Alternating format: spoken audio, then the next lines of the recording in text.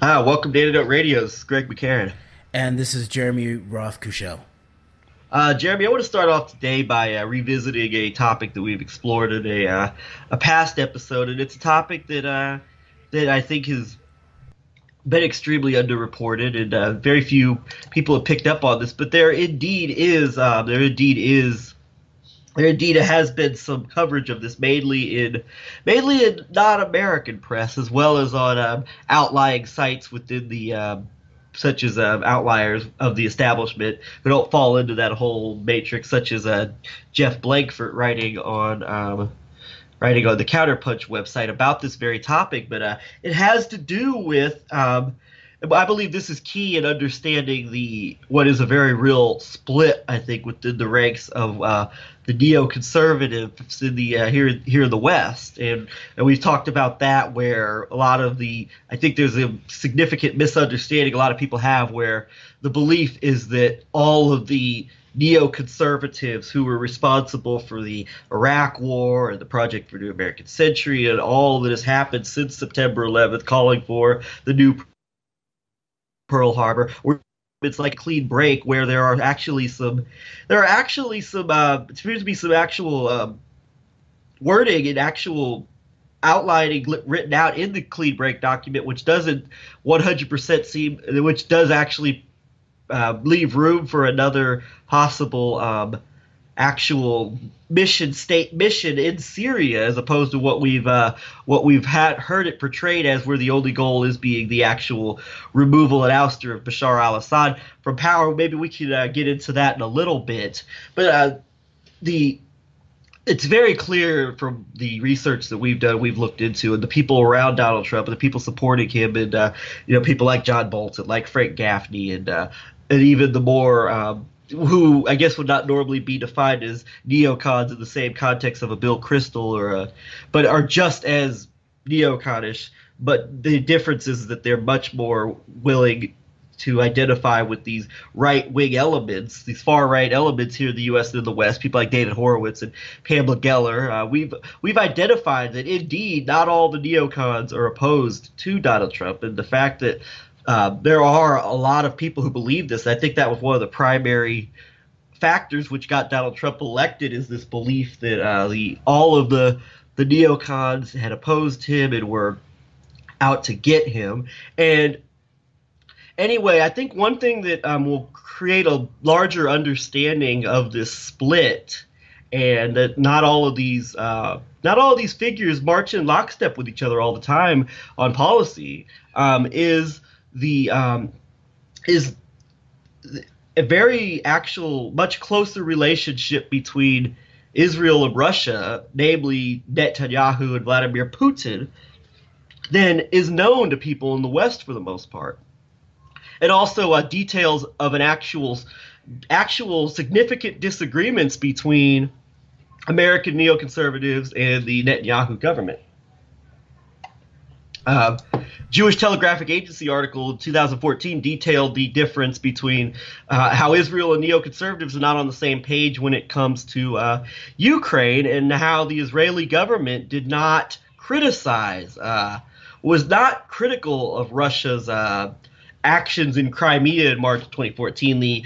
The Crimean actions, which got this government, including many of those who would identify as neoconservatives, very upset in their lack of condemnation of this Crimean event in March 2014. And there are other examples too, as well, where Russia actually opposed Israel, opposed much of the Israeli government opposed much of the Arab Spring, including the removal of Hosni Mubarak in Egypt. And of course, Mubarak had been seen for decades as a reliable, trustworthy ally for Israel to keep those Palestinians in check, using the Egyptian border and all that as a means to continue to keep them in their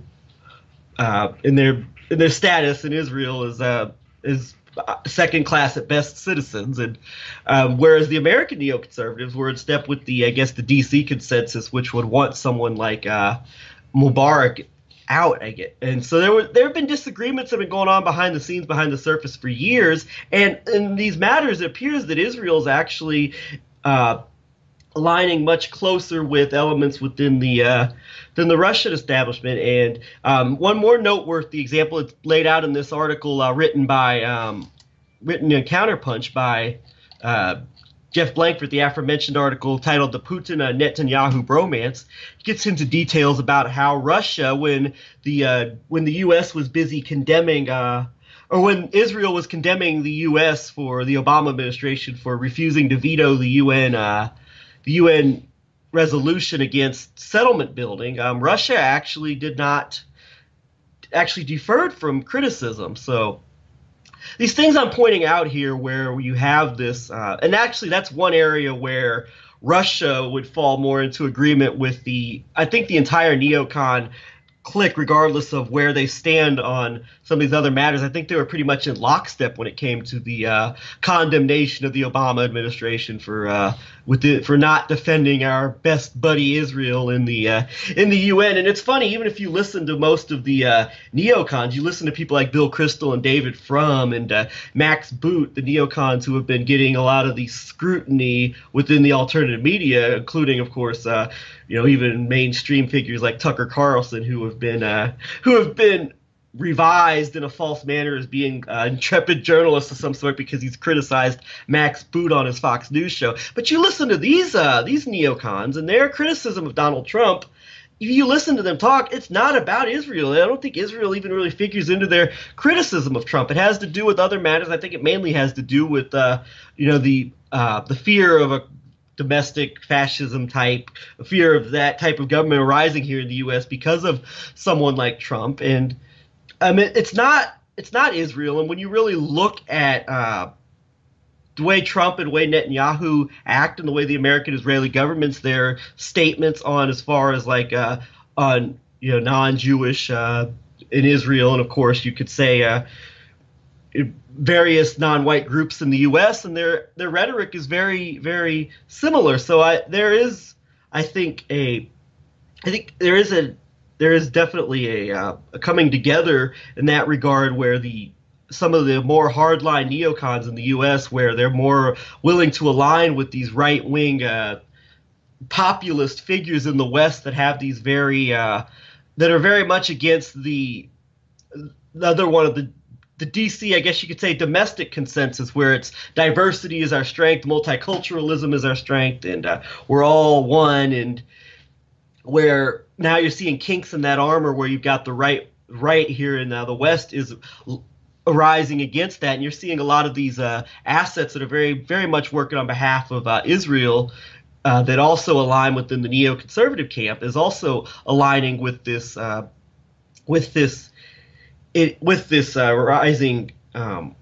rising sentiment in the West. And I can think you can see where there's examples of where Israel and the Netanyahu government is actually much more sympathetic to these viewpoints than to the consensus, even that most of the neocons have bought into, at least where they publicly express their love and support for the ideas of multiculturalism in the West and immigration and welcoming all immigrants and refugees who want to come to the West to pursue a better life. So I'm getting a little I hope I'm making sense here. With the overall point I'm making is that there is a split between the neocons, and that has been documented in the press, just not very much, where you've had outlets like the Jewish Telegraphic Agency have openly published about this. And there have been other mainstream publications. Washington Post has even published an article June of 2016 going into the increasingly close relationship between Israel and Russia, and how Netanyahu and Putin are making a lot of agreements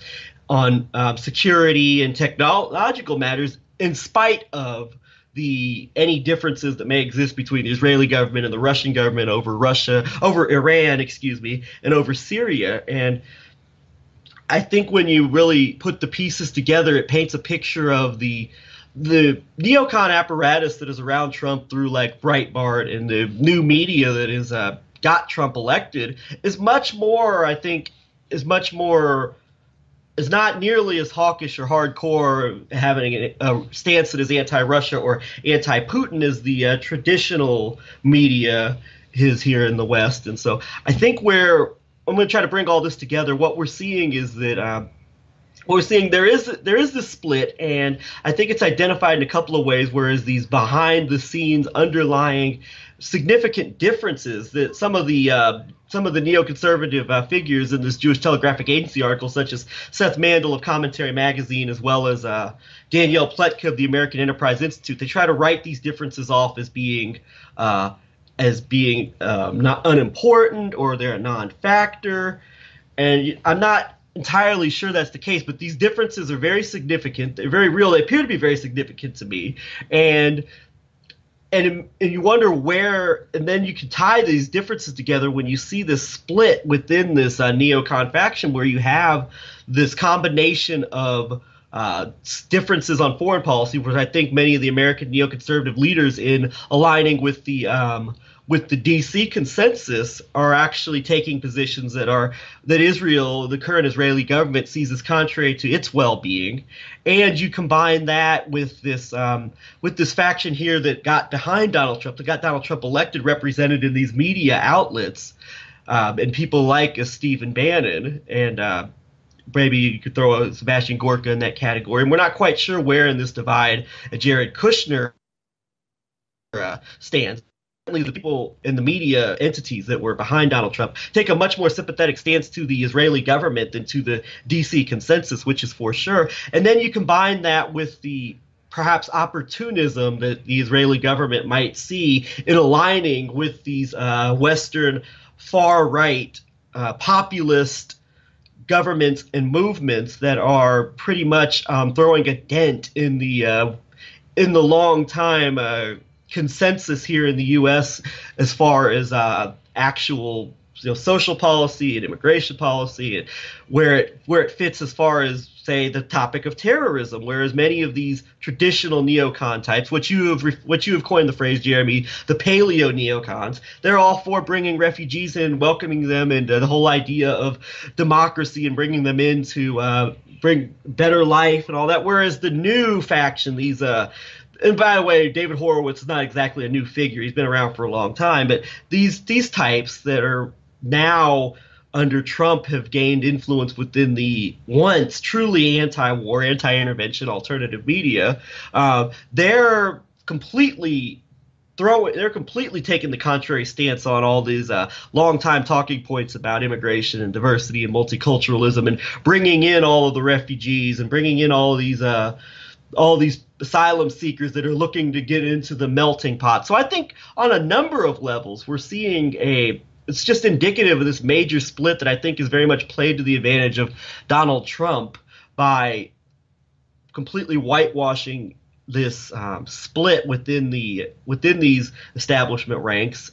And so I think you're seeing on a number of levels where this is all coming together. And I do think that these differences on domestic policy in the Israeli government and the Russian government, Israel and Russia's real lack of actual criticism of each other when it comes to these matters, where, say, Russia's getting nonstop criticism within the U.S. media, you're not hearing that same criticism from Israel, regardless of what underlying differences may be out there regarding Iran or Syria. So I think these factors indicate a major split that is very much under the radar, is going largely underreported, but I think it's very real, and I think it's very significant. And for all of the factors that were just named, I hope I was able to make sense of that and bring that together well.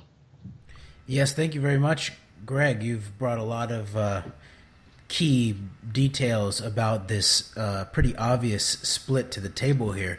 And I do think it is a crucial one to understand, especially in thinking through this Jeffrey Blankford article, The Putin-Netanyahu Bromance, where he makes the point that a key part of the understanding of this sort of paleo neoconservative split with the Netanyahu's burgeoning bromance with Putin and the Russian security state, is that the power that is shown in this relationship is the power to not have it be known to the American people through their own media outlets.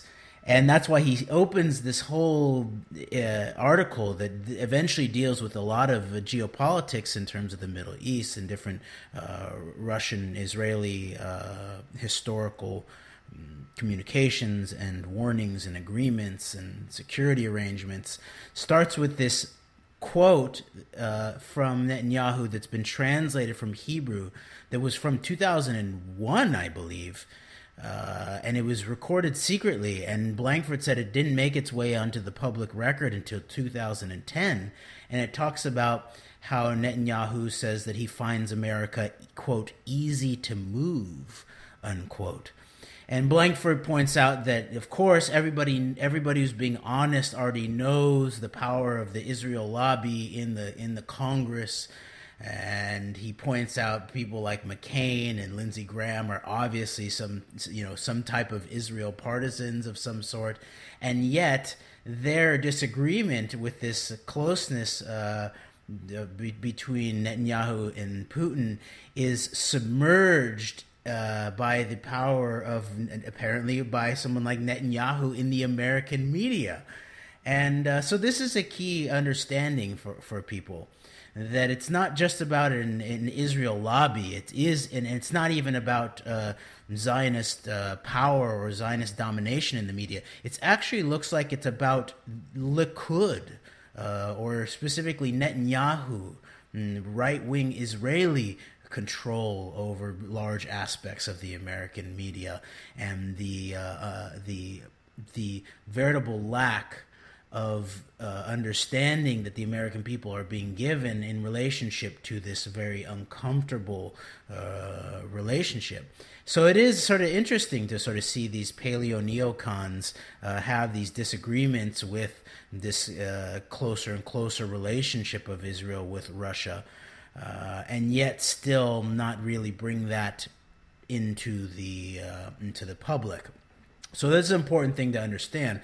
And then thinking about the de facto aspect of the post-September 11th era, the post-9/11 shakedown, it's very clear that there's certain arrangements for certain industries to benefit from this. And these are looking beyond maybe the macro geopolitical relationships or these sort of very deep cultural, political ideologies that are at play in a very intense manner in terms of this Trump alt-right, Alexander Dugin, Putin rise of the Eurasian politics, this type of scenario. That what's right on the surface is the rise of the reanimation of the military contracting sector, the rise of aggressive investing in rebuilding up the militaries that includes the United States, but also includes Russia, China, Israel, clearly, but also these more transnational or international investments in the security sector. And it's pretty clear that Israel is playing a role of being the ascendant, making a move. And I think this can be also read into a part of the Clean Break program, a new strategy for securing the realm. And exactly the realm, it sort of hints at a geographical situation, a greater Israel as a geographical situation. But there's also, I believe there's a hinting in that doctrine of the realm being the Israeli domination project or the Israeli power project globally. And the key part of that is the rise of the security sector, and Israel's key role in a lot of this. And this September 11th really brings a lot of that into the focus, where you see these, especially the Israeli telecommunications companies surrounding the Israeli spy networks that surround September 11th, that go everywhere from what was a report by the DEA of the the art students, and people should go look at that. I think it's a 50, 60, 70 page report, something like that. And that's an important thing because it actually plays into understanding the nature of Israel's role in keeping an eye on and blackmailing and threatening U.S. officials. Because what you see is these art students who all have backgrounds in different aspects of the Israeli Defense Forces, including intelligence, including some who have are experts in electronic warfare, telecommunications, intelligence unit 8200 backgrounds, explosives backgrounds, that they are going door to door supposedly, but they appear to focus and target people in the DEA.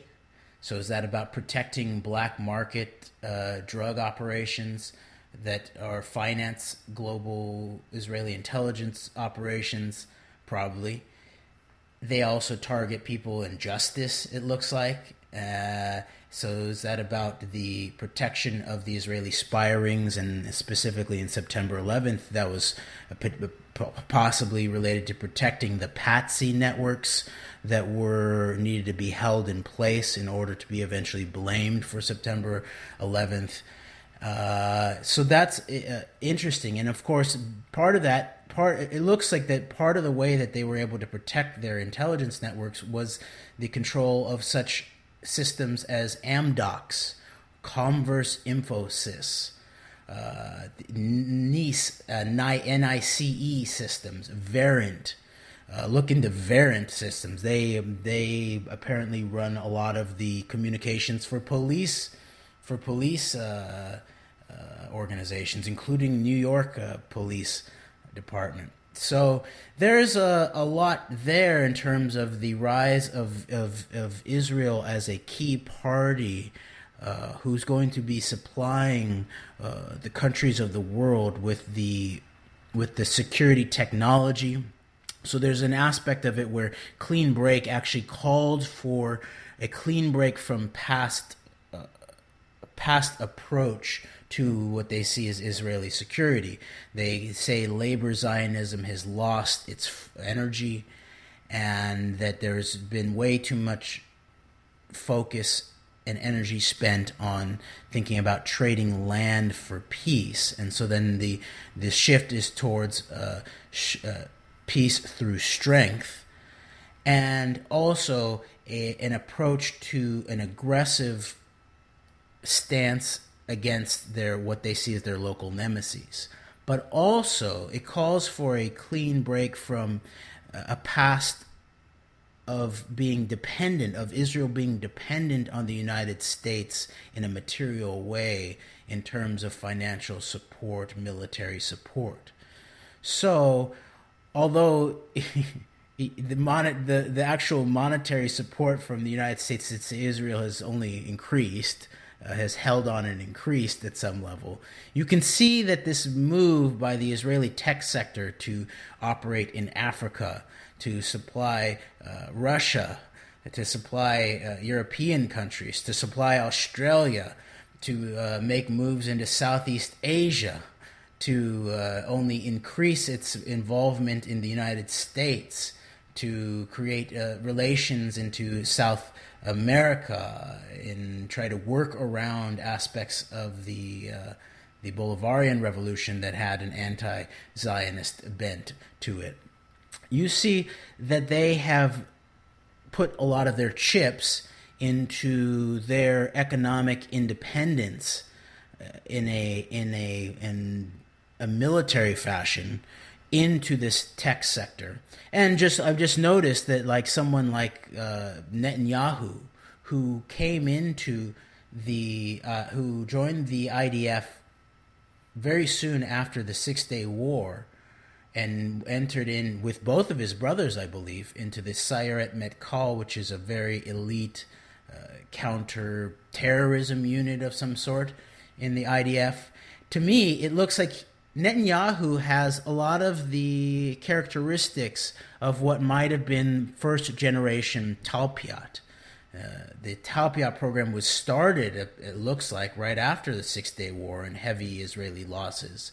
And the combination of commando style training with training in engineering and mathematics, and of course Netanyahu went to MIT. He got his degree in at MIT after he was in Sayeret Metkal. And I don't believe he got an engineering degree, but to think that he was at MIT after being in Sayeret Metkal right after the beginning of this Talpiot program makes me think that this guy looks like a Talpiot operative of some sort. And there's other aspects that maybe we'll talk about that involve things about Netanyahu, his relationship with the Boston Consulting Group, which is a key nexus in a lot of the players involved in this Russia, Trump, Browder, Hermitage Capital networks that are coming into focus right now. The Sergei Magnitsky, the Magnitsky Act, this meeting with the Don Jr. having to do with a lawyer that was trying to push back against the Magnitsky Act, Gazprom. Even in the Blankford article, the Gazprom and the key piece of Putin pushing to get Gazprom Israeli contracts in some of their offshore gas production is pretty interesting. So that's all part and parcel of this, I think, is that just recognizing that the aggressive buildup of military organizations around the world in relationship to the war on terror, and then the redefining of new geopolitical strategies in conjunction with this escalation of a new sort of Cold War type of budget escalation, combined with is the Israeli centrality of playing the man in the middle operator for a lot of this security technology that not only makes other countries dependent on them for certain security contracts, also gives them a key ascent in terms of economic stability and viability, with money flowing in for security from all around the world, from the continents of the world. But then, of course, more latent and implied by all of this is beyond the Samson option of the threat of the nuclear weapons program in Israel, where it's known that some of the nukes are actually pointed at European cities.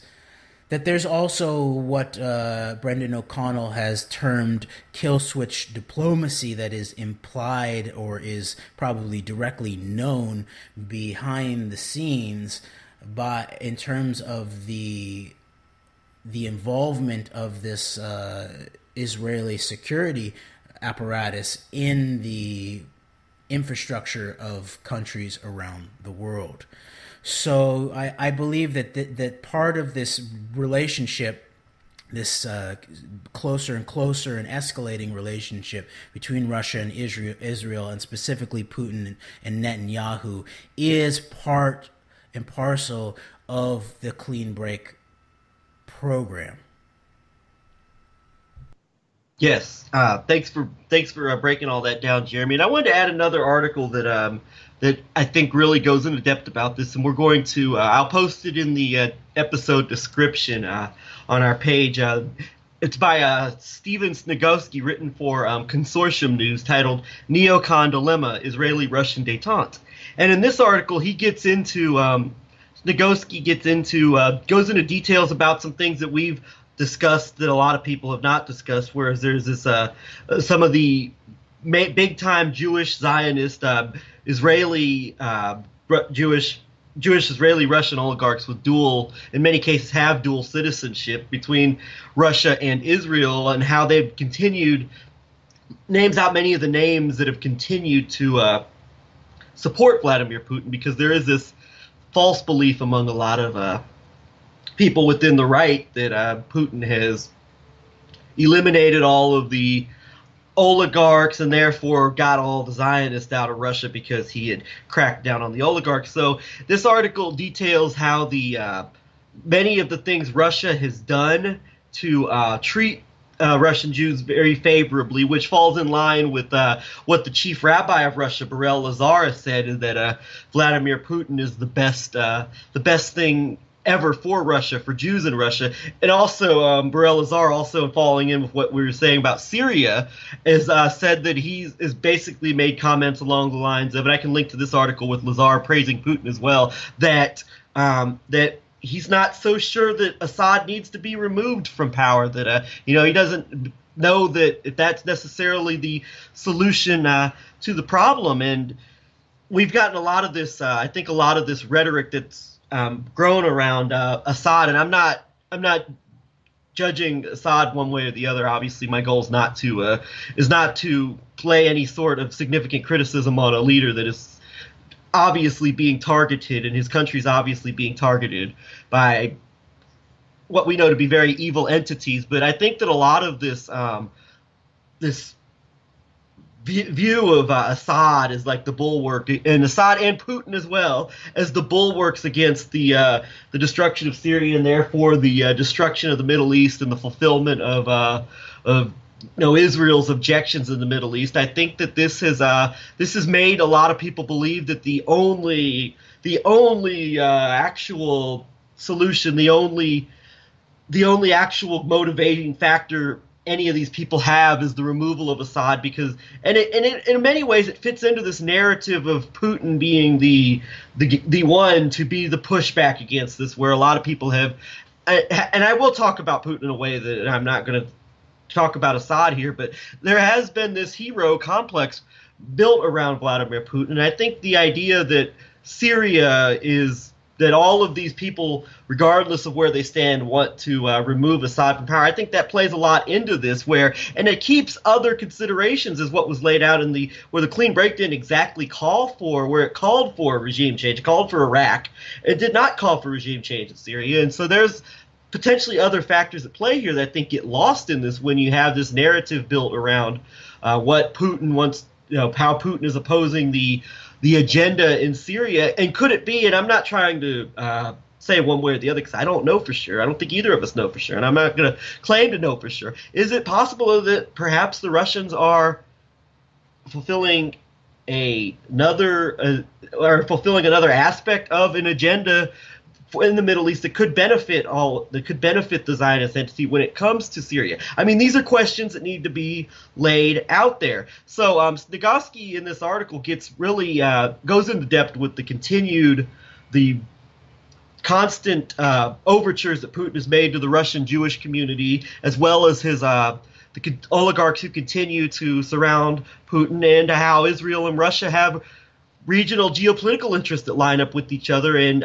gets into some of the technology transactions as well as the energy connection between Russia and Israel, and how many deals have been made in these respects. So I'm going to link to this article as well. And one thing we talked about, in the opening, I talked about how seems to be a coming together between the Israeli government and the far right Western populist movements. Greg, before we move on there, I just want to make one last point in terms of what you've just brought to the table, because I do think it's really, really important, is this clean break, the actual language of the clean break program that you identified, that it called for replacing regime change against Saddam Hussein in Iraq.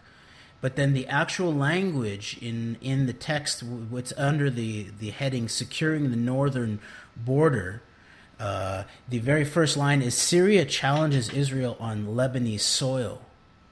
an effective approach, and one with which Americans can sympathize, would be if Israel seized the strategic initiative along its northern borders by engaging Hezbollah, Syria, and Iran as the principal agents of aggression in Lebanon.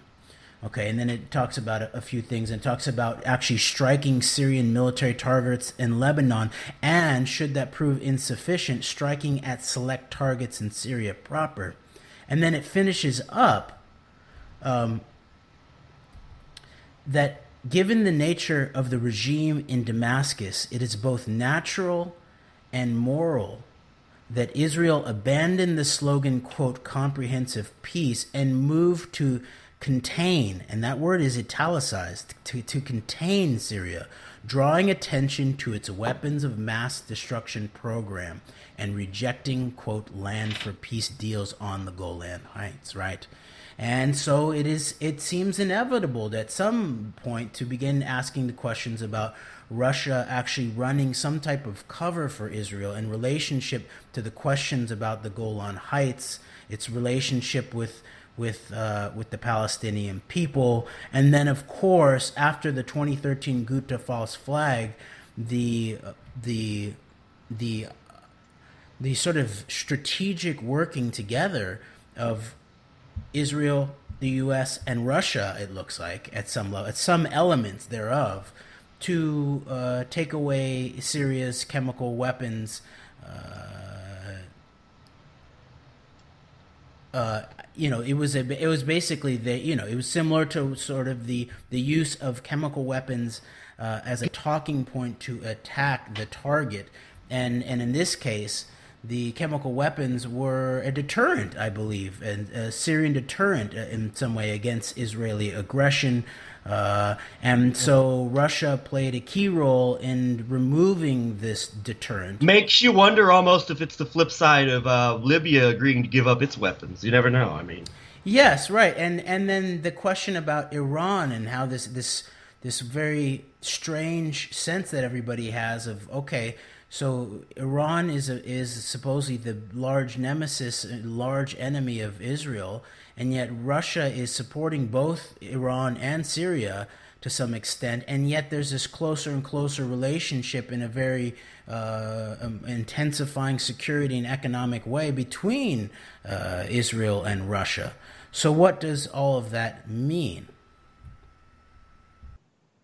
Great questions, and I want to reiterate, Jeremy. I think that maybe need to make this point clear more often. Is that we're not trying to claim to know what's going on in Russia. We're not trying to claim to know what Russia's up to or what Russia and Putin represent. We're open to these other. We're open to narratives about Putin and Russia, and that are contrary to the scenarios we're laying out here. We are open to that. I just think it's important to present this information and put this out there and document the facts that Putin is not throwing out all these oligarchs from Russia. That there's a lot of, I consider to be disinformation within the alternative media, that Vladimir Putin has gotten all of the oligarchs out of Russia, and I just think when you look at the facts and you look at the people that are still around him, that's just not true. So these facts need to be put out there. This information about these security deals, these energy deals, these geopolitical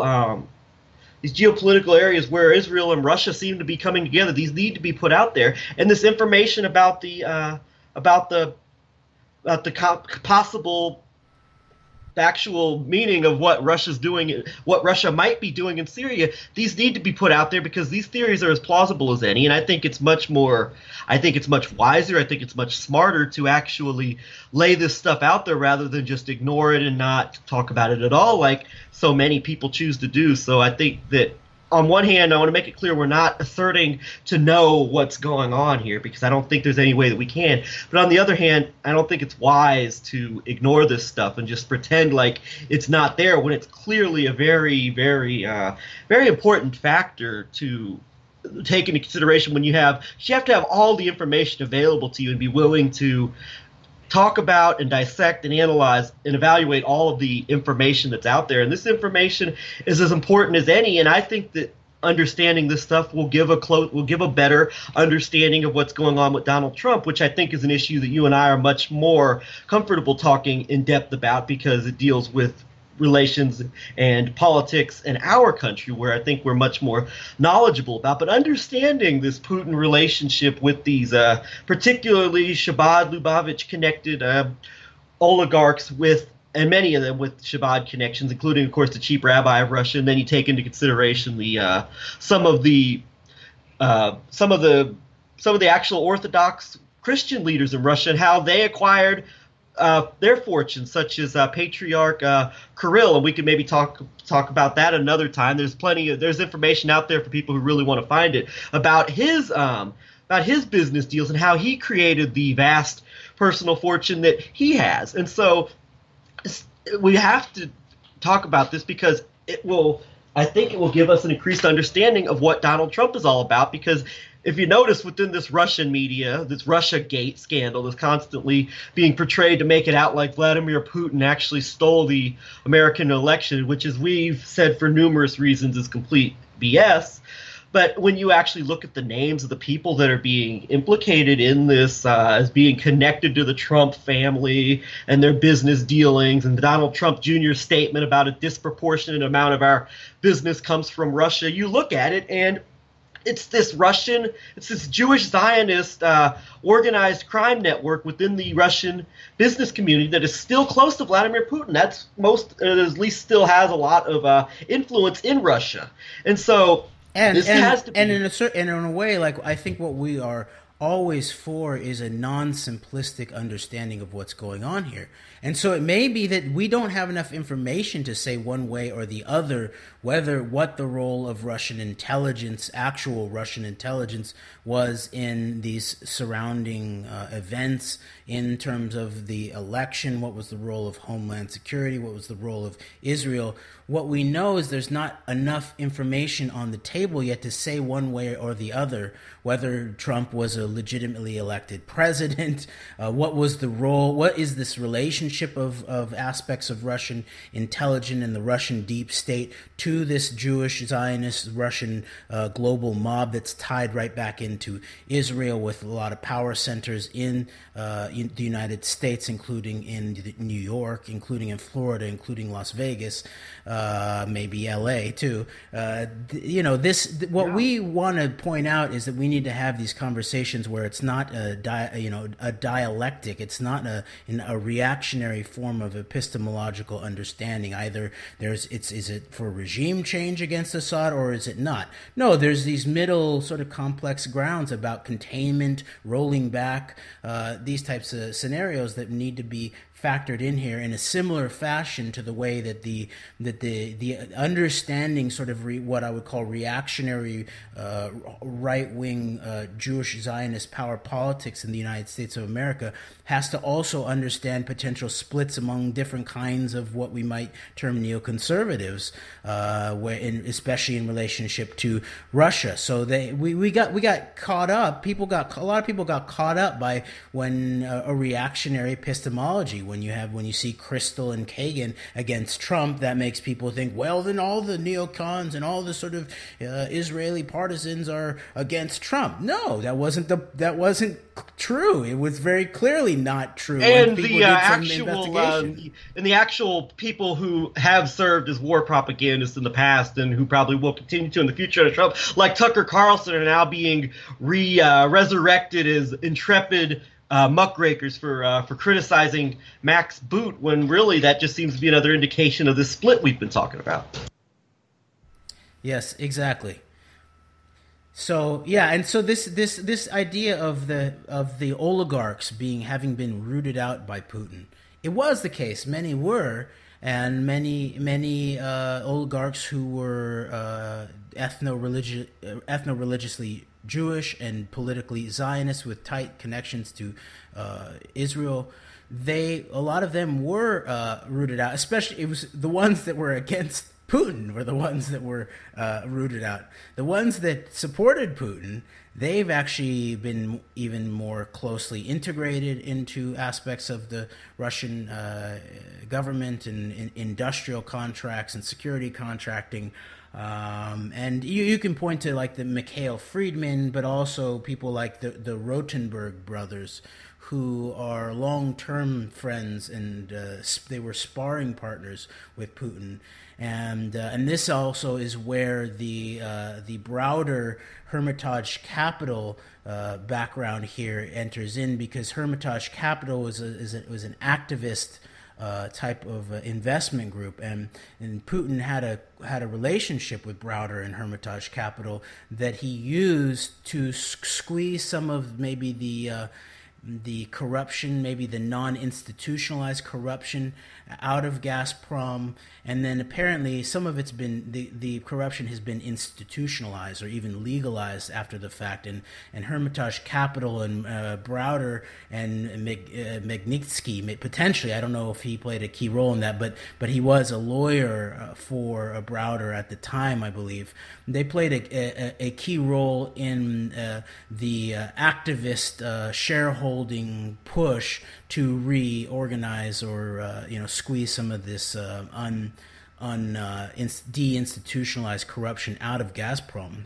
And what you've seen since then is things where I think one of the Rotenberg brothers sort of became a key guy in Gazprom, I believe, and they are definitely major holders of the major gas industrial contracting from a Russian perspective. And of course that then plays back into Golan Heights and the offshore development contracts in relationship to Israel. But then it was also the case that after this rearrangement of the relationship of Gazprom to oligarchs and corruption, it looked like some of the contracting that happened was they'd receive contracts that 300% above what would be the reasonable contract.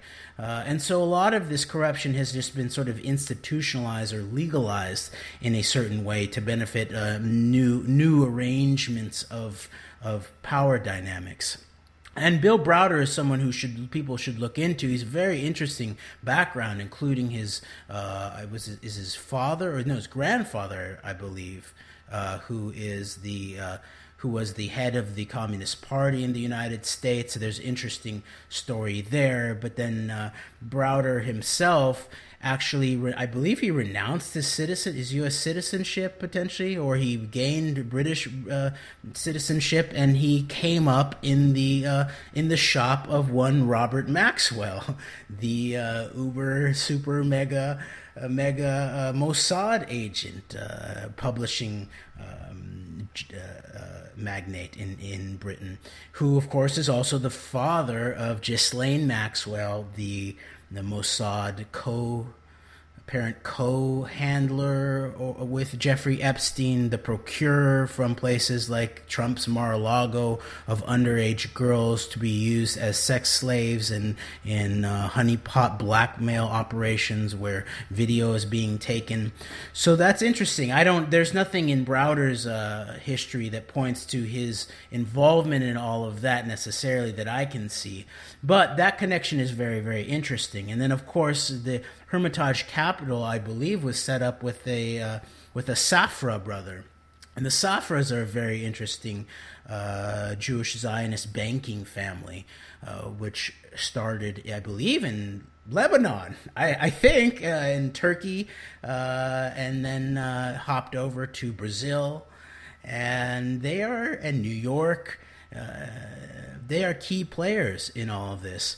And so I can't quite yet get what is going on in relationship to this Don Jr. Dangle of this sort of a Russian intelligence agent of some sort, and this lawyer who was trying to push back against Magnitsky, and what that has to do with the Putin-Trump relationship. I think there's not enough yet known to understand what the reason for all of that was.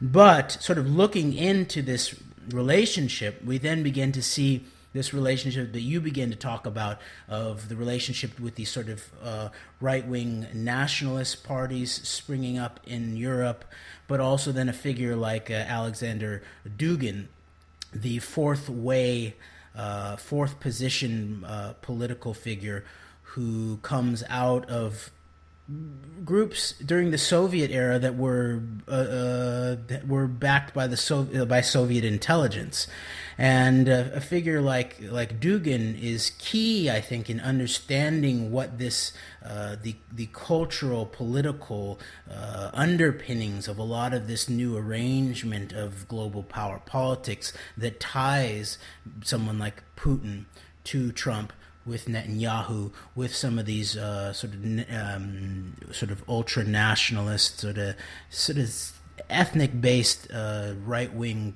political parties in upcoming Europe. Do you want to talk a little bit about that, getting back to the Hungary situation? Yeah, I do. And real quick before I say that, I thank you for bringing that together and for bringing that into the conversation. Coming back to that, I want to say before I do that, it is, to me, I understand why. I understand the idea of, I understand why people would have hope in someone like Trump, and by extension someone like Putin, because I almost voted for Trump. I mean, I'll be full disclosure, I almost voted for Donald Trump because simply of who the alternative was. I ended up voting third party. I voted Green Party, but I did almost vote for Donald Trump. So I understand the feeling that people have when you look at someone like Hillary Clinton and you look at what was known about her as opposed to what was not known about Donald Trump. Hillary Clinton had blood on her hands that Donald Trump did not have, and you could prove her criminal activities were a lot, although I think some of that was exaggerated, as we've talked about with some of the revelations about like the Pizzagate and some other things with the Clintons, but at least the exaggerated to an extent. But I mean, the very real documented crimes of Hillary Clinton were out there for everybody to see. And so in comparison to that, I can understand why people backed Donald Trump. But now, Trump has been in there for 8 months, and you still, within the alternative media, Hillary Clinton and Barack Obama still get more criticism than they probably get more criticism in the last week than Donald Trump has gotten in 2 years since he ran for president, since he announced his run, from most of the alternative media, with few outliers. And it's we've got to stop ignoring this stuff. We got to stop ignoring these ties that bind Donald Trump to this global criminal syndicate that is outside, as you have identified as being actually outside of the Western political establishment. It operates outside of that, but it is very influential and it is extremely powerful. And these are the people that created Donald Trump, and in many cases, these are the people that are still very close to Vladimir Putin. So we don't have to know exactly what Trump and Putin. I think we have a pretty good understanding of what Trump represents. We don't have to know exactly what Vladimir Putin represents or what his ultimate aims and goals are to bring this information out. And when the entire alternative media, with few outliers, is in lockstep proclaiming Vladimir Putin as this saint-like figure, and there's no criticism of him. There's no criticism of these. There's no one out here correcting, for the most part, out here that has any significant platform, with very few exceptions, correcting the record that he has not gotten rid of all of these oligarchs, that he is actually doing a lot of business with Israel, that at least when it comes to business, he's not this thorn in the side of the Zionist entity that's looking to rein in Zionism or somehow rein in the Jews, as a lot of people would seem to wish he would. And so I think it's out there for us to correct the record and to put this information out there in a responsible manner, where we don't jump to conclusions. We don't claim to know what's happening, but we also put the information out there for people to analyze, because it needs to be put out there. And it's vital that people, at the very least, have an understanding that all this stuff is out there, and that much of the narrative within the alternative media that has backed Trump, and also by extension backs Vladimir Putin, has been very wrong about this. Whether it's the people that we've identified as likely being agents of some type who are deliberately putting out seeds of disinformation, or whether it's well-meaning people who might, in many ways, as you said, have this reactionary basis to what's going on in the world, and they automatically see the other side that is maybe represented by Donald Trump and Vladimir Putin as being the lesser evil alternative that we have to back because of what we know about the other side. This information has to be put out there for people to know and understand. And I've yet to see anybody. I'm not trying to toot our own horn and proclaim us as being superior to other people, but I haven't seen anyone in the pro-Trump camp really talk about all of these aspects related to the pro-Israel, the pro-right-wing Zionist media, the new media which has risen around Trump, which got him elected, of course, exemplified by Matt Drudge and Drudge Report, and Steve Bannon of Breitbart, who these same people portray as being like the great hero of the Trump administration.